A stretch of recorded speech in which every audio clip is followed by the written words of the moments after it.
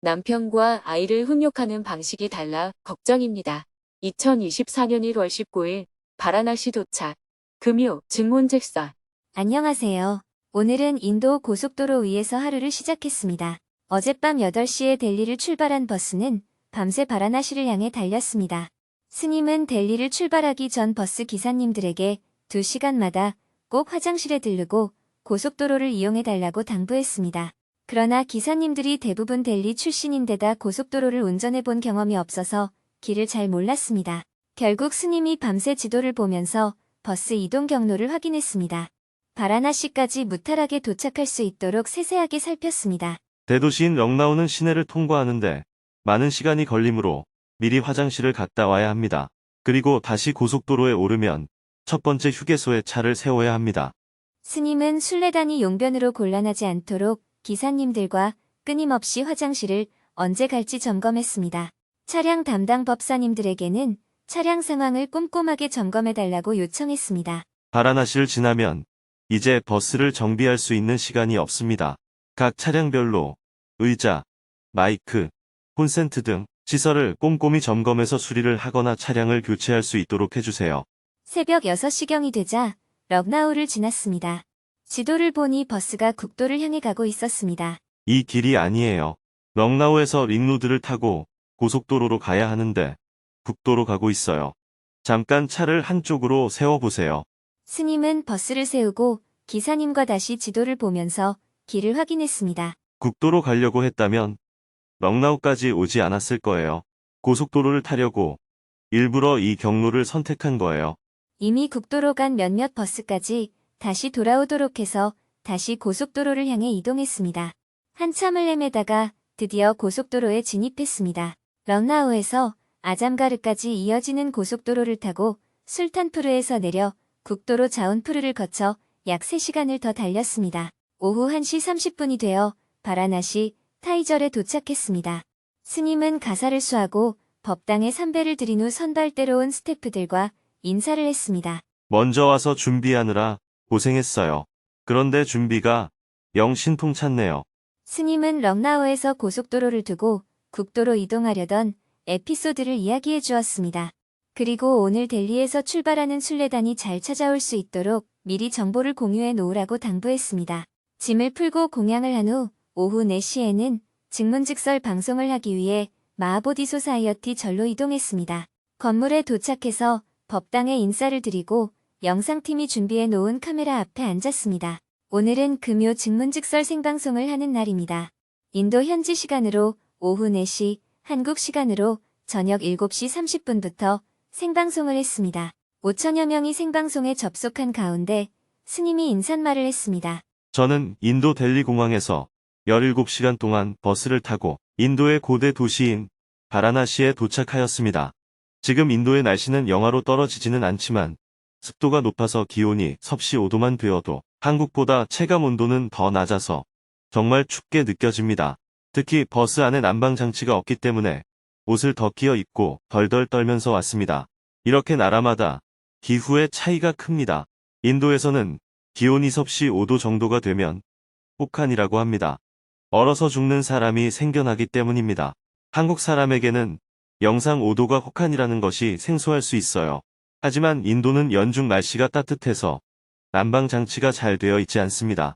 그래서 기온이 떨어지면 추위를 매우 심하게 느낍니다. 인도 성지 순례가 한창 진행 중인 다음 주에는 시청자들에게 순례 소식을 생생하게 전해주기로 하고 증문즉설을 시작했습니다. 4명이 사전에 질문을 신청하고 스님과 대화를 나누었습니다. 첫 번째 질문자는 18개월 된 아기를 키우는 엄마였는데요. 남편과 양육 방식에 대한 견해가 달라 갈등을 겪고 있다며 스님의 조언을 구했습니다. 남편과 아이를 훈육하는 방식이 달라 걱정입니다. 저는 18개월 남자아이를 둔 엄마입니다. 남편은 아이에게 엄하게 훈육하는 편입니다. 장난감 이외에는 다른 물건들을 만지지 못하게 하고 혹시 만지면 손등을 찰싹 때립니다. 남편은 아이가 걷기 시작할 때부터 그렇게 훈육을 해서 아이는 남편 앞에서는 하면 안 되는 행동을 절대로 하지 않고 떼를 쓰지도 않습니다. 저는 그렇게 훈육하지 않기 때문에 아이가 저와 있을 때는 편하게 행동해서 남편은 저에게도 같은 방법으로 훈육할 것을 요구합니다. 그래서 저도 처음에는 남편처럼 훈육을 했는데 제 마음이 괴롭고 아이에게도 정서적으로 나쁜 영향이 있을까봐 염려되어 엄하게 훈육하지 않고 있습니다. 이렇게 엄격한 훈육 방식이 아이의 정서에 안 좋을까요?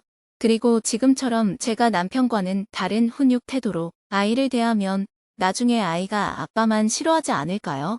아이는 주 양육자의 영향을 많이 받습니다. 주 양육자가 한국어를 하면 한국어를 배우게 되고 일본어나 영어를 하면 그것을 따라 배우게 됩니다. 즉, 아이는 주 양육자를 따라 배우고 주 양육자에게 물드는 특성을 갖습니다. 그것을 좋고 나쁨으로 단정할 수는 없습니다.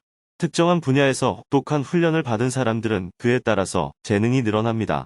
음악이나 체육 분야에서 두각을 보이는 사람에 대해 주변에서는 교육을 잘 받았다고 하면서 칭찬합니다. 하지만 정작 본인은 혹독한 훈련으로 매우 힘들어합니다. 자신의 의지가 아니라 부모가 강압적으로 혹독하게 훈련을 시키는 것은 대부분 아이들에게 심리적인 학대가 됩니다. 재능은 있지만 정서적으로 불안정해져서 행복하지 못합니다. 그래서 재능을 키워준 부모에 대해서 고마워하면서도 원망하는 모습을 같이 보이게 됩니다. 남편의 엄격한 훈육 방식이 좋다거나 나쁘다고 말할 수 없습니다. 그러나 일반적으로 이야기한다면 아이들은 따뜻하게 보살피는 것이 좋습니다. 부모는 자신의 욕심을 위해서 어떤 목표를 정해 아이를 훈련시키려고 하지만 아이의 정서적인 안정을 위해서는 아이를 따뜻하게 보살펴주는 것이 더 좋습니다. 아이는 따라 배우기를 하는 특성이 있습니다. 아이는 주 양육자의 행동을 보고 따라하기 때문에 엄마가 정리정돈을 잘하고 깨끗하게 하면 아이도 그렇게 합니다. 주 양육자가 행동과는 다르게 말로만 이렇게 하라, 저렇게 하라 하고 지시하는 것은 교육의 효과가 별로 없습니다. 아이를 기본적인 규칙을 지킬 수 있는 사회인으로서 성장시키기 위해서 해야 할 일과 하지 말아야 할 일을 훈련시키는 정도는 괜찮다고 생각합니다. 하지만 18개월밖에 안 된 아이라면 굳이 훈련이라고 할 것도 없습니다. 아이의 입장에서는 엄마나 아빠의 행동을 보고 그대로 따라하기 때문입니다. 현재 남편의 훈육 방식은 아이에게 정서적으로 좋다고 볼 수는 없습니다. 엄격한 훈육 방식이 규율을 잘 지키는 능력을 키울 수도 있지만 오히려 정서적으로 억압받는 심리가 형성될 수 있기 때문입니다. 하지만 더욱 나쁜 것은 질문자가 남편의 양육 방식에 반대해서 싸우는 것입니다. 그렇게 되면 아이에게 더 나쁜 결과가 나타납니다. 아무리 자식이라도 아이를 때리는 것은 아동학대법으로 금지되어 있기 때문에 남편이 아이를 학대하지 않는 이상은 내버려 두는 것이 좋다고 생각합니다. 그리고 질문자도 남편과 같은 방식으로 아이를 훈육할 필요는 없다고 생각합니다. 그냥 엄마로서 아이를 따뜻하게 보살펴주면 됩니다.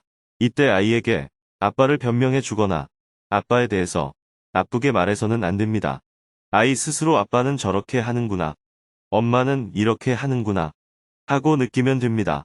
아이에게 편중된 가치를 주입하는 것은 바람직하지 않습니다. 그 결과 아이가 아빠를 미워할 수도 있습니다.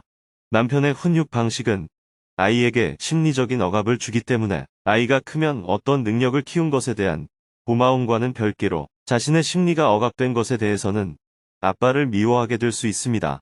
그것은 당연한 일이기 때문에 미리부터 걱정할 필요는 없습니다.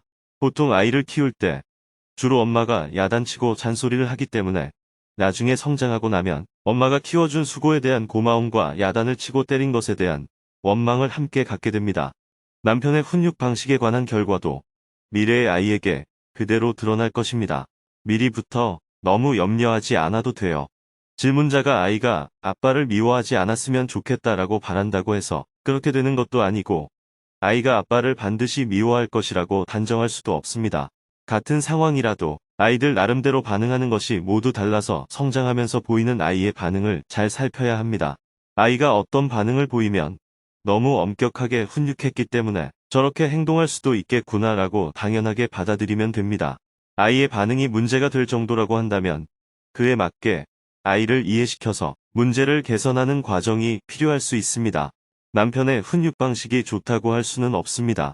하지만 그것을 문제 삼아서 질문자와 남편이 서로 다투는 것보다는 그냥 놔두는 것이 더 낫습니다.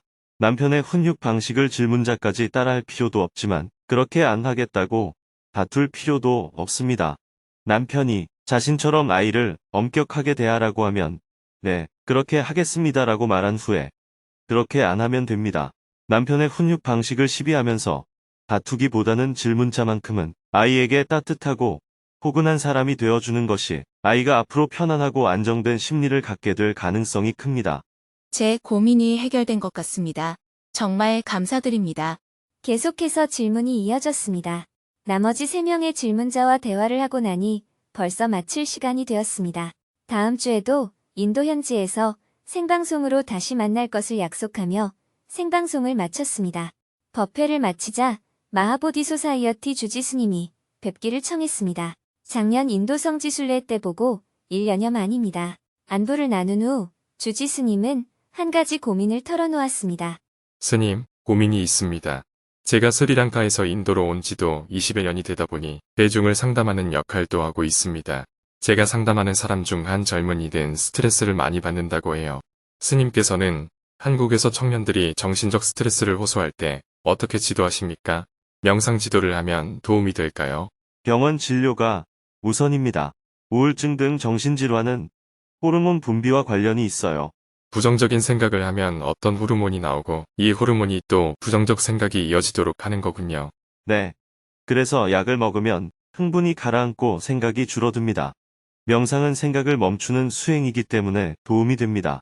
그런데 실제로 그렇게 하기는 어려워요. 명상을 한다고 앉아서 생각을 많이 하면 오히려 좋지 않습니다. 그래서 상담을 해보고 우울증처럼 보인다면 우선 병원 치료를 받게 해야 합니다. 그 다음에 명상을 지도하는 것이 좋습니다. 또 운동을 많이 하도록 권하는 것이 좋습니다. 절도 좋습니다. 산책을 한다면 약간 피곤할 정도로 걷는 것이 좋아요. 그렇게 해서 잠을 잘 자도록 하는 것이 좋습니다. 그리고 상담을 할 때에는 긴장을 풀 수 있도록 편안하게 대화하는 게 좋습니다. 사람들은 본인의 상태가 금방 개선되기를 원해요. 명상하는 방법만 물어봅니다. 깨달음을 위한 명상보다 우선 병원 진료와 운동, 그리고 숙면을 권하는 것이 좋습니다. 감사합니다. 스님, 신물 간다구띠에서는 1년에 한 번 부처님의 진신사리를 볼 수 있도록 개방합니다. 내일 예빈을 모시고 500여 명과 기도를 한 후 부처님 사리를 친견할 예정입니다. 스님께서도 와서 친견하시겠습니까? 32년 전 제가 처음 이곳에 왔을 때 마하보디 소사이어티 주지스님이 보여주셨었어요. 그러면 내일 2번째로 보겠네요. 대화를 마치고 스님은 왔던 길을 다시 걸어서 숙소로 돌아왔습니다. 숙소로 가는 길에 부탄에서 인연을 맺은 남길 스님을 만났습니다. 남길 스님은 스님을 보자 매우 놀랐습니다. Amazing. 놀라워요. 바라나시에서 공부하고 있나요? 네, 스님. 안 그래도 정토에 성지순례단이 왔다는 소식을 듣고 스님을 뵐 수 있을까 생각하고 있었습니다. 남길 스님은 작년 5월에 부탄을 방문했을 때 국경까지 마중 나오기도 했습니다. 반갑게 인사를 나누고 다시 숙소로 이동했습니다. 곧 날이 어둑해졌습니다. 기온이 떨어지고 안개가 피기 시작하네요. 오늘 델리에서 출발하는 버스는 바라나시 도착이 늦어질 수 있겠어요. 길가에 파는 따뜻한 짜이 한 잔으로 추위를 달래고 숙소로 돌아왔습니다. 저녁 공양을 한 후 법당에서 저녁 예불을 드렸습니다. 이어서 스태프들과 내일 일정을 점검했습니다. 스태프들과 회의를 마치고 외국인 참가자들이 물품을 배분하고 있는 곳에 잠시 들러 인사를 나누었습니다. 외국인 참가자 중에는 작년 5월에 동남아를 방문했을 때 만났던 베트남 청년 티엔과 부, 태국의 단마까 말라 스님도 있었습니다. 이외에도 외국인을 대상으로 열리는 온라인 증문즉설과 외국인 불교대학에 참여했던 화면 속 인물들도 있었습니다. 직접 만나니 더욱 반가웠습니다. 이제 고생 시작이에요. 그래도 한번 해보겠다고 참가했으니 힘들다 하지 말고 즐겁게 순례를 하시기 바랍니다. 외국인 참가자들과 인사를 나눈 후 스님은 숙소로 이동했습니다. 밤 10시에 델리에서 마지막 순례단이 바라나시로 출발했다는 소식을 전했습니다. 내일은 성지순례단과 신물간다꾸띠, 사르나트 박물관, 강가강을 둘러볼 예정입니다.